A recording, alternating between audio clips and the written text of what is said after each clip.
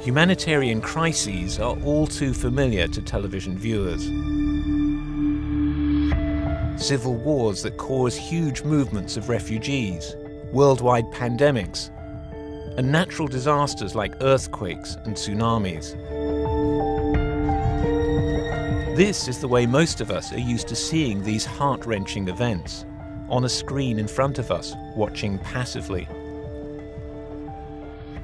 But what if you could step into the frame and actually feel what it's like for the individuals on the ground? People come out of it feeling enlightened and often moved and often ready to take action. A lot of people automatically say, well, what can I do? How can I get involved? Garbo Aurora is leading a team at the United Nations who are using cutting-edge technology to raise awareness, empathy, and funds, both to respond to humanitarian crises and to bolster support for a new set of sustainable development goals around the globe.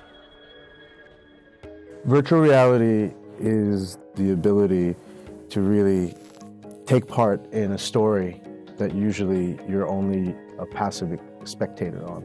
And you actually get the sensation of feeling like you're being there.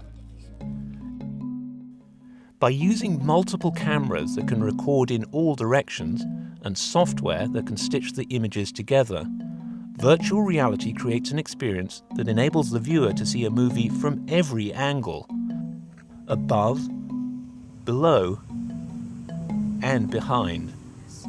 It's exciting for the UN, to be involved in some of those early experiments of how we're trying to tell stories, make these films, and work with some of the most cutting-edge people in the industry on it. So the UN reached out to us and connected, and we realized that there was a great opportunity here to tell some very important stories and to tell them in a way that we thought would be totally new and highly impactful. The way that I define virtual reality at this point in time is basically the hacking of your senses to convince you that you're somewhere other than where you are. Often, I think of it as a sense of vulnerability. So one of the things we've realized in some of our stories is you have a heightened sense of empathy and a heightened sense of connection as a result of that vulnerability. That heightened sense of connection and empathy was exactly what Garbo Aurora was looking to create at the World Economic Forum in Davos, Switzerland. Not only to inspire leaders to take action, but also to influence donors to increase funding for disaster response efforts. I'd started experimenting with using innovative ways of advocacy, and I started talking to a lot of different partners and people. What could we do that would be incredible? And someone said, I just came from a meeting at Samsung, and with some of these other virtual reality headsets, wouldn't it be amazing if you got all of those elite people who could actually go to a refugee camp, or they could go to an Ebola clinic? I just really felt it would get our issues highlighted. In addition to the screenings at Davos, virtual reality portals have been set up to view the films at high-level political forums around the world. The virtual reality film on display was Clouds over Sidra. Clouds over Sidra is a short film in virtual reality about a girl named Sidra who lives in Zaatari camp, which is a Syrian refugee camp in Jordan.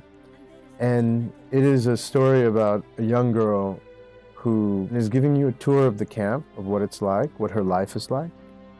When the film debuted in Davos, it was a sensation to everyone we showed it to. They come out of it very deeply moved. I'd say half the people who watch Clouds over Sidra cry.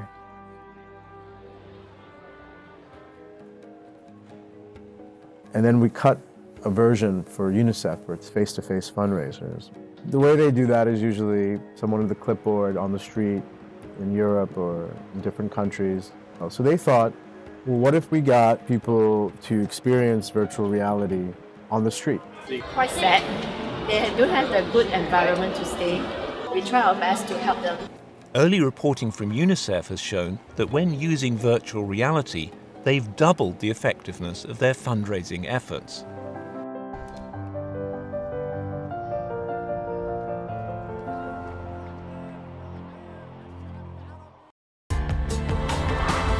This report was produced by Ben Lybrand for the United Nations.